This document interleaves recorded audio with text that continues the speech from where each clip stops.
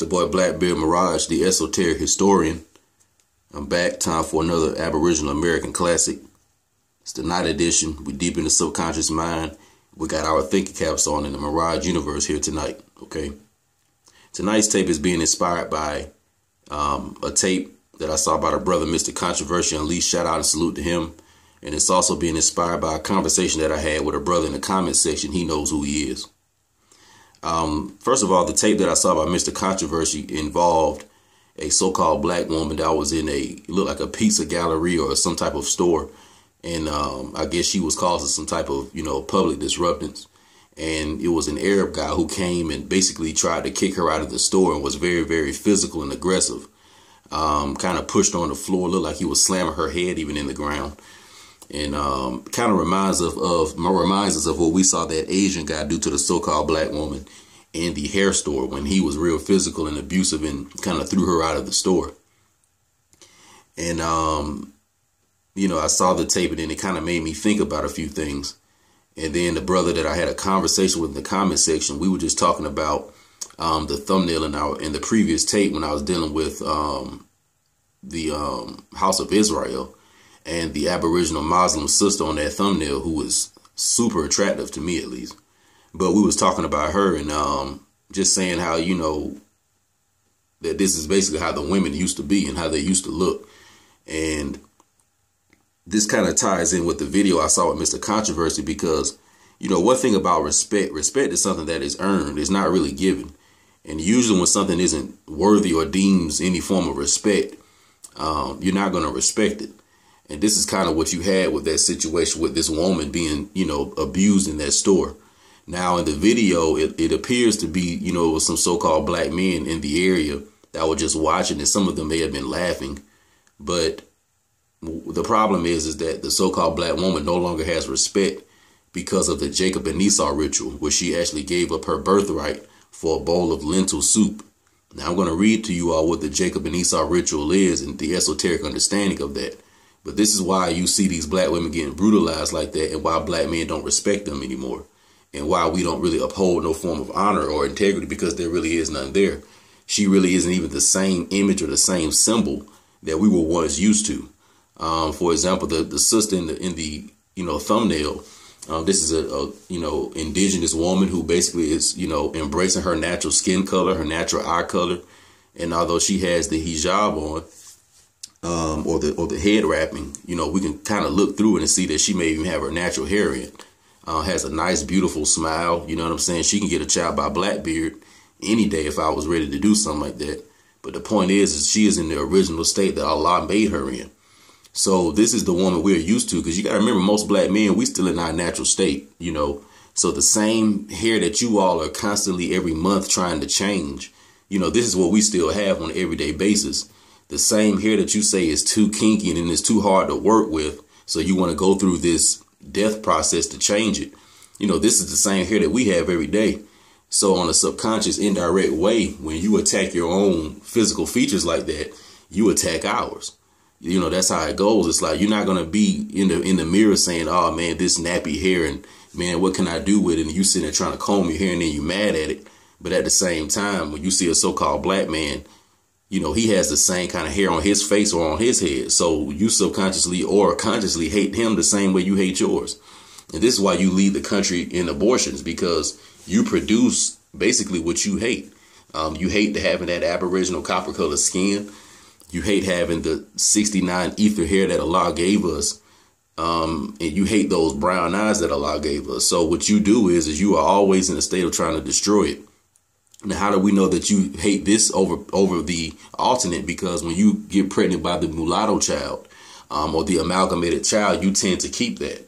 One thing the brother David Carroll said, and he got a point is that, yeah, you may lead the country in abortions. But what you so-called black men got to realize is that she's aborting you all's kids. When she gets a child with the Arab man, the Asian man, the Caucasian man, or whoever, she's not really aborting these children. These are the same mulatto, good hair, green-eyed children she always wanted. So she's not aborting these children. She's aborting Asiatic children or Moorish children. So, there's a powerful level of disrespect, and most black men know that and they see that. So, you're not going to be able to come around us with this blonde hair in your head and still think that, we think you respect us and you respect our image. Fuck out of here. That shit don't go down like that. And this is one of the issues that I have with so-called black women. You all got to remember that, the woman, the ethnicity and the woman of a particular nation is the symbol of that nation. So you got to remember that whatever nationality you are or ethnicity you are, the woman of that nation is the kind of like the flag or almost like the symbol or the ambassador of you all's nation. And she kind of shows the state that you all's nation is in. This is where you get the African proverb that a nation can rise no higher than the state that its woman is in. So when you see a woman and she is wearing hair that doesn't look like hers, she's praising men who don't come from her own ethnicity. This shows you that whole nation is in a toilet bowl state. And that's kind of what we are as a people. So a lot of the beef that I have with so-called black women is that, I understand that you all are actually the flag of, the Moorish nation, believe it or not. Because when you see Noble Drew Ali, usually he's holding up a woman who is in basically a sleep or an unconscious state. He's holding up a woman who doesn't know herself. And he's holding up a woman that has to be risen up by the man of her own, ethnicity. You know what I'm saying? So this is why in the Moorish objective, you have raising fallen humanity. And on the esoteric occult level, what a lot of people don't know is fallen humanity actually is the Moorish woman, believe it or not. So yes, it is, the humanity as the earth itself, but it's also the Moorish woman herself. So that's why you see Noble Drew Ali holding her up like that, and I've used a picture like that in one of my thumbnails, and I'll probably use it again, but this is why you will see that. And the reason why she is sleeping just laid out and looks drunk and intoxicated, because that's how she is now. She's intoxicated off of the Catholic Church. She's intoxicated off of the white lies and the white face of Jesus.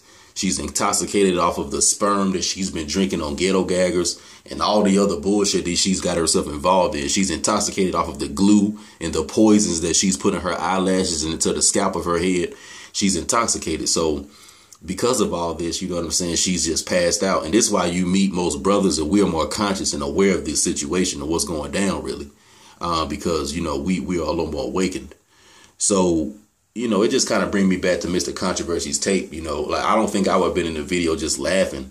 But at the same time, I'm not looking to help no random black woman that's getting beat on either. I'm going to just keep it all the way 100. It's at a point now where, most of these black women, if you don't have a husband, a black husband, maybe a black son or cousin or uncle or something like that, or basically some black man in your family that has love for you because of a family tie, then you kind of screwed, because the average black man don't give a fuck about you and won't protect you. And it's really only going to get worse, because the echoes of the nigga ain't shit campaign is very, very loud, and it screams within the subconscious mind of all men. And that's kind of what happened to me. It was like when I was seeing the tape, although I did see the woman being abused and brutalized, and I don't condone anything like that. But when I saw images of maybe myself trying to help her, all I could see was, let's say, my shadow self, replaying all the episodes of Oprah, all the shows of the fucking Ghetto Gaggers episodes and scenes. All the niggas ain't shit, times I've heard that. All the times I heard, just all the things that basically just down black men. And this shit just kind of kept me in my little psychological image at that point from jumping in. So if I'm thinking that way, I'm pretty sure most brothers are thinking the same way. So you're really, it's kind of, you've trashed yourself in that area. Nobody's really looking to help you. And, that's kind of where it's at. You know what I'm saying? That's where it's at. And this is my prime beef with you. Because, see, me as an Aboriginal man or as a Autochthon man, I do my best and I try my hardest not to play into any negative stereotype, and to actually do something to actually heal the situation, and to always bring an answer or a solution. So although on some of these tapes, I may kind of go hard on certain things, but I do try to give you an answer or a solution. For example, like tonight's tape, the solution to this is for the Aboriginal woman, or the so-called black woman, to let go of her, demonic ways and to get back into her true self, and to raise her own consciousness, and to put in some type of effort, and to actually follow the men of her own ethnicity and nationality that are leaders, alpha leaders who actually like women and women only, and have the best interest for all so-called black people. That's the solution to this. You know, if she wants to do this, then she will see herself as a winner. If not, she will see herself digging deeper and deeper into the abyss of hurt and trouble. But that is the solution to this. So me as a, as a brother, I'm not out here playing into the negative demonic archetypes of so-called black men. I'm not out here sagging my pants. I'm not on doing any of these things. I'm not robbing my own people. I'm not selling deadly drugs to my own people. So I can sit here and, have a high moral ground when it comes to a lot of things, because am I perfect? No, but I'm not playing into a lot of this bullshit. So I have the right to be that. I have done things to actually deserve and create respect in the minds of other people, because like I told you, our respect is something that's earned. You don't just go around giving everybody respect. But when you come across a Blackbeard Mirage or a Mars Mirage, and you see the way he carries himself in both his personal life and in his public life and his private life, you can say this brother's, trying to hold it down to the best of his abilities. So, am I just saying that, that put me in a position of being the judge of black women? Of course not. But as me being you all's peer, I will criticize you, because if you look into my personal life, you can see that, well, he's not perfect, but he's not playing into a lot of this bullshit. So, because of this is why I don't respect, the average so-called black woman. That's how it goes. Do I go around disrespecting them? No. But do I respect them? No. So I'm basically very, very indifferent when it comes to a lot of them. It kind of started out as, naturally you're going to, I guess, gravitate towards the women of your own ethnicity. But, from my dealings with black women and from my conscious, understanding and the growth of that with so-called black women, I've learned a lot about the woman species as a whole. So, this has affected how I treat all women, really, regardless of ethnicity and nationality. And that's why I don't really play into that. Everybody has what they prefer. But, I'm at a point now where I'm pretty indifferent. You know what I'm saying? Usually I like women of color, really, regardless of where they from. And I like women to be rather voluptuous, but that's really about it. You know what I'm saying? Like, she don't even have to be from the Americas. It's at a point now where, I'm open to entertain, the foreign sisters from everywhere else. And I always have been, but, it's something that that brothers need to just accept and be a little more public with that, be a little more public with it. There's nothing wrong with that. All right. All right. So moving on, what I want to talk about now is the Jacob and Esau ritual, because what happened is the so-called black woman basically, although she may have been cornered and kind of pressured with some things, but from what I see, a lot of what she's done, she's kind of brought on herself. And this leads us to the Kabbalistic story of Jacob and Esau, and how, Esau gave up his birthright for a bowl of lentil soup to help him with his physicality. So what the black woman did is she was at her aboriginal autochthonous state, like you see on the thumbnail. But because she was pressured by the colonial European, because she was pressured and compressed, because she saw her man being hated and beat and not being able to really protect her and provide resources like that, because she was, confronted with all this, and she was basically tested in her physicality, she gave up to this, and she chose to basically get off her own throne and give up her spirituality, and the spirituality was given up basically when black men decided to disconnect from black women, and black women decided to disconnect from black men. This is when that spirituality was given up. Now, I will say this, overall, I kind of it does look like black women kind of stepped out on us before we stepped out on them. So, yes, I will say that the brothers, we're stepping out on black women, but it looks like we're on the latter end of doing it. It looked like it's more of a reaction type thing. And how do you know that's true? Because even today, most of the black love stuff and a lot of that, you kind of see that being pumped by black men. It's always been open that, black women have been dealing with men of other ethnicities, and, that's been kind of socially accepted.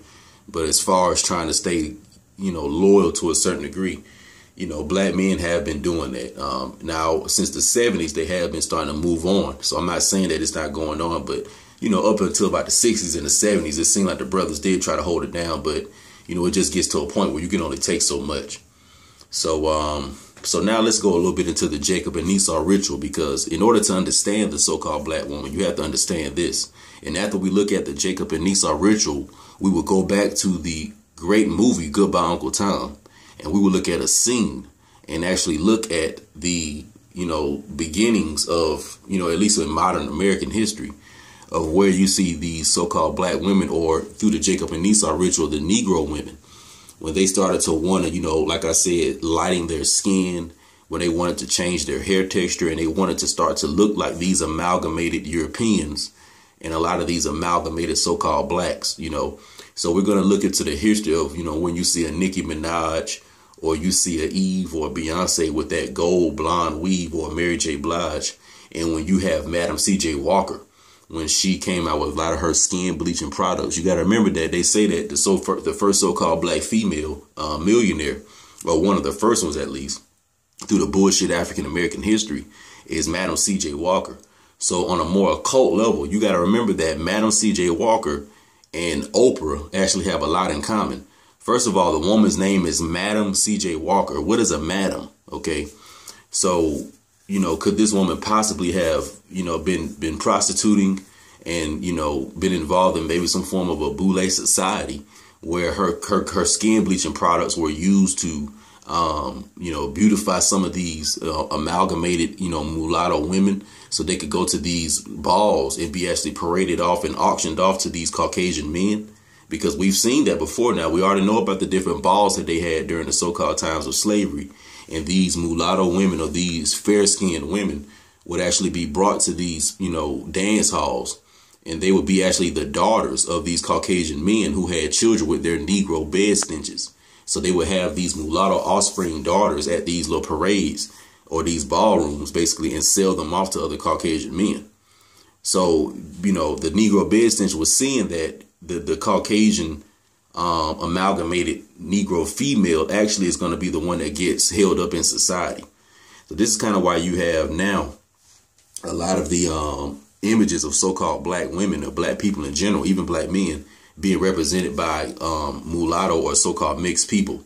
Like when you have your Colin Kaepernick situation, where now the face of, alpha male black pride is this, light-skinned mulatto guy. And also the same with, it was a school in Texas, I want to say, where the Kappa sorority or fraternity, which really is a sorority, but the Kappa fraternity was holding a beauty pageant, and they had the contestant, or the winner rather, was this mulatto woman. Now here you have a traditionally black, award ceremony where, the winners are traditionally so-called black women, or phenotypically original black women. But in this one, it was a so-called, amalgamated woman. And also something that was very, very esoteric and occult and ritual-like in it. When the mulatto woman won the Kappa contest, if you look at the picture, you can see her standing up in the middle. And on the outside of her, you have two phenotypical, Moorish or so-called black women. And they are somewhat holding their hands in a pose. Now, what's very, very esoteric about it is that the pose that they're holding their hands in is the same pose that Osset and Nephthys are holding on the Ark of the Covenant. Because if you look on the Ark of the Covenant, you see these two angels with their hands, or the wings rather, in a certain position. And they are actually adorning or holding up Osiris, believe it or not. So that was all an occult ritual that these Kappas were involved in, whether they knew it or not. Or they probably did, but it may have come from a higher order and a higher up telling them what to do.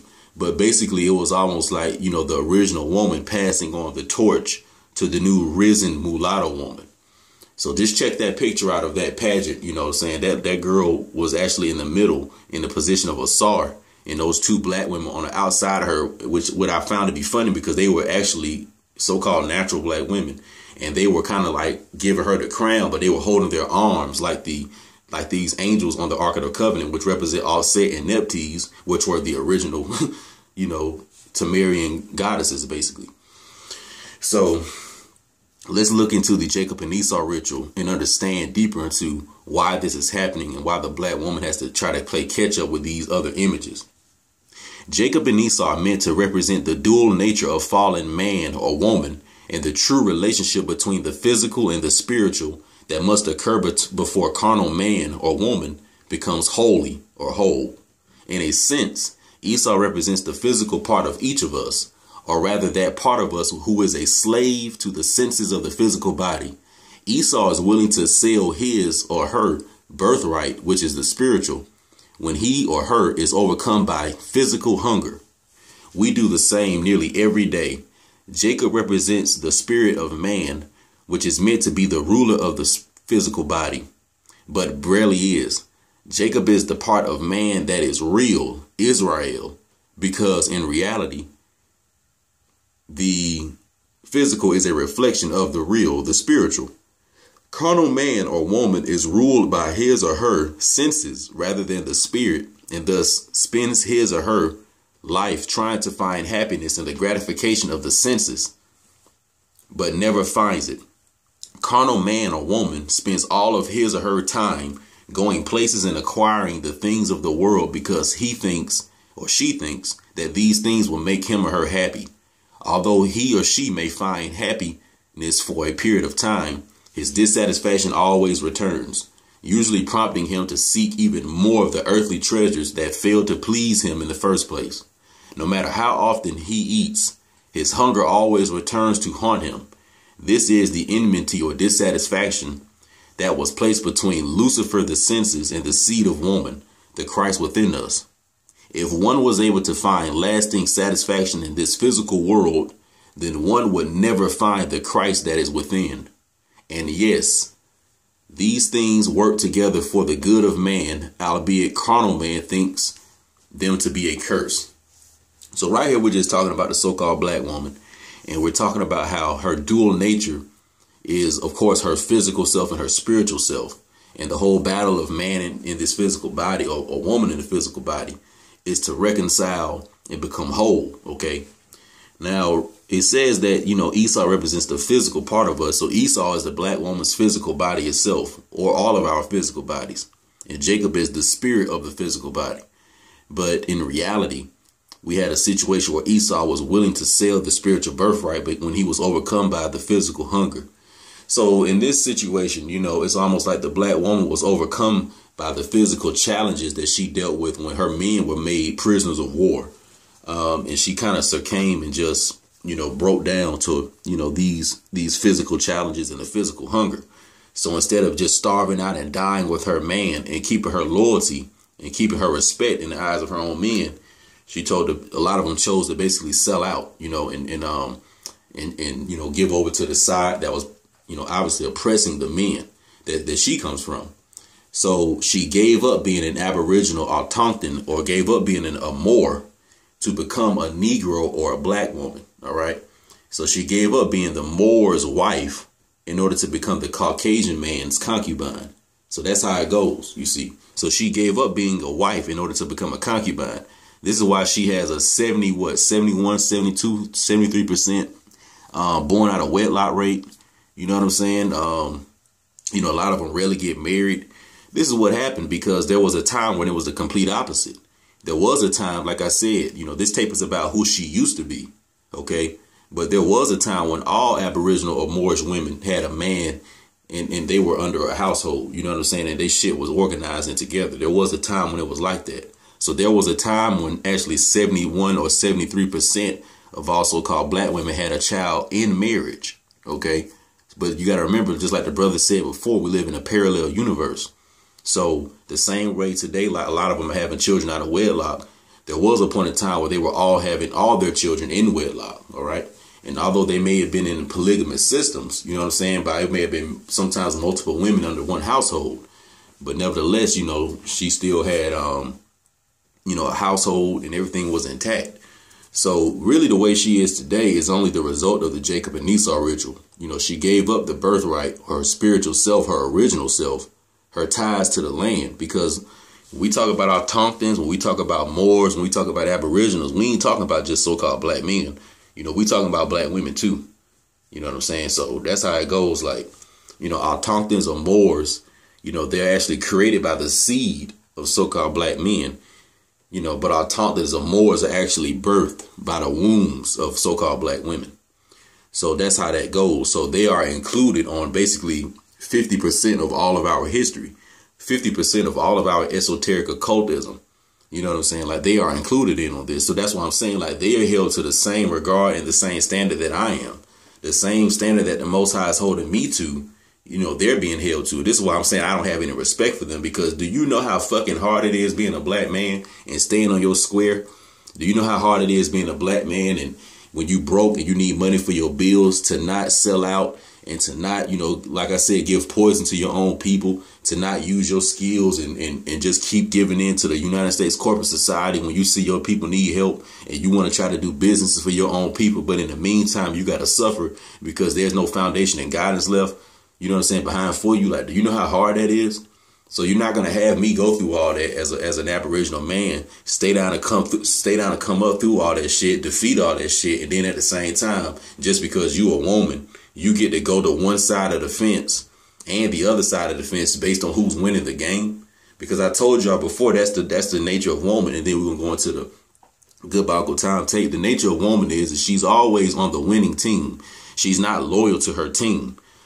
For example, you know, I don't really want to say this shit, but, you know, y'all already know because the shit happened the other weekend. But, you know, the Falcons lost or whatever. They lost to the Eagles. And then the Georgia Bulldogs lost. They lost to the Alabama Crimson Tide. Now, me being an Aboriginal, you know, from the South, my favorite football teams are the Georgia Bulldogs and the Atlanta Falcons. Just like when the Falcons lost in the Super Bowl. But see, me, I stick with my team. So even though the Falcons lost to the, you know, Eagles and the Patriots, and although Georgia lost to Alabama, you're not going to see me with no Alabama shirt. You're not going to see me with no fucking Eagles jersey. You're not going to see me with no fucking Patriots jersey. You're going to see me with that Georgia sweatshirt. You're going to see me with that Falcons hoodie. You know what I'm saying? Because that's my team. I stay with my team whether they win or lose. I don't switch sides like that. And that's how men typically are. But women, they don't do that. Every year, you're going to see women always rooting for whatever team won the Super Bowl that year. So this year, you're going to see a bunch of so-called black women rooting for Tom Brady and the Patriots. Mark my word now. You're going to see that every year. You're going to see a bunch of black women all of a sudden being Golden State Warriors and Steph Curry and Kevin Durant fans and stuff like that. You know, so they always go with the winning team. This is something I don't really respect about them. And this is why I treat them very, very expendable. Because if you're just going to come in whenever I'm winning and then leave when I'm losing, then why would I be loyal to you like that? You know what I'm saying? And that's what it is as a so-called black man and woman as a whole. You know, you really only fuck with us when we win it. You know what I'm saying? When brothers get a good job, you know, when we make it to the NBA or the NFL or when we get our college degree, all of a sudden you coming back around now and you acting like you want to bust it open. But a lot of the times, you know, when a nigga was broke or he was trying to stay down and get his shit together, you were nowhere around. You know what I'm saying? So, and that's how it goes. Like, I don't give a fuck how fine you are as a so-called black man. I don't care how tall you are. I don't care how many tattoos you got and none of that shit, bro. There were plenty of women, bro, that was not fucking with you because of one of them reasons. You know what I'm saying? And when you came up, that's when they started fucking with you. You know? So that's just how it is. Like, y'all not about to sit here and play me, and I'm not going to sit here and let y'all play yourselves. That's just how it go. And a lot of black women, y'all are like that. Y'all don't fuck with us, like, just on the strength of just we the same people. Like, y'all don't do that. You know, like the other ethnicities and nationalities, they have that type of bond. But we don't have that. You only fuck with us when we winning. You know what I'm saying? And when we not winning, you know, you real funny about being too close to us. You always got 1 foot in and 1 foot out when we not winning. Because if that shit start getting too hot, you're going to try to go to the other side that clearly is attacking us. So because of all this, you know, this is why you're going to get beat up in pizza galleries and not see brothers stepping up, you know, to protect you. Now, the woman that you used to be, you know, or who you used to be, that woman always got protected. That Aboriginal woman got protected. You know what I'm saying? These Moors that you saw going to war and shit like that, a lot of them was fighting to protect their women. So that woman had protected. You know what I'm saying? That Aboriginal woman you see on my thumbnail, you're not about to see her getting thrown down in no pizza gallery. You know what I'm saying? Like, you're not going to see that. Like, for example, if I saw a woman dressed like that and she was a so-called black woman, I probably would step up to help her now. But just your average so-called black woman, no, I'm not looking to help them. So in order to get Blackbeard's help, you're going to have to look like your original self. You know, I got to see you dressed like your original self with your original hair and all that shit if you want me to help you. But anyway, let me go to this scene in Goodbye Uncle Tom to show y'all the mulattoes and how they were promoted and how these Negro BedStenches sat back and watched this and why they want to be like mulatto women.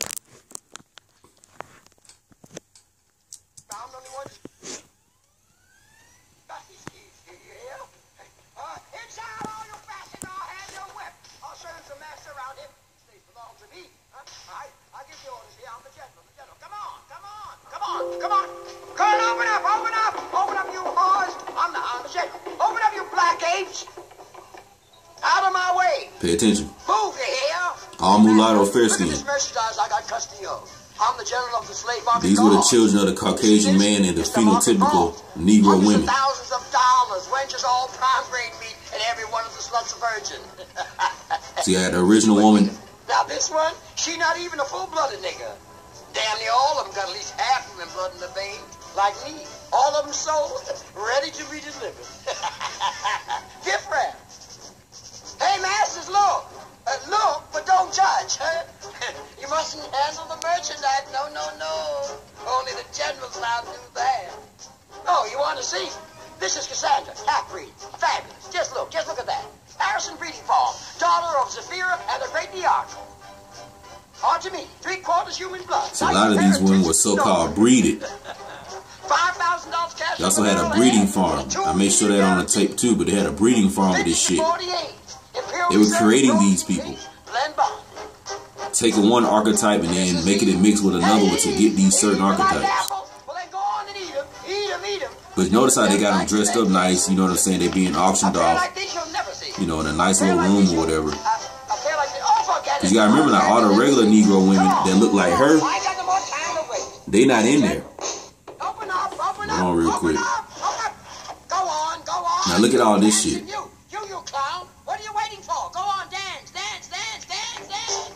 So this is what they're doing with the regular young Negro women. Once again, getting them ready to produce bed wenches out of them.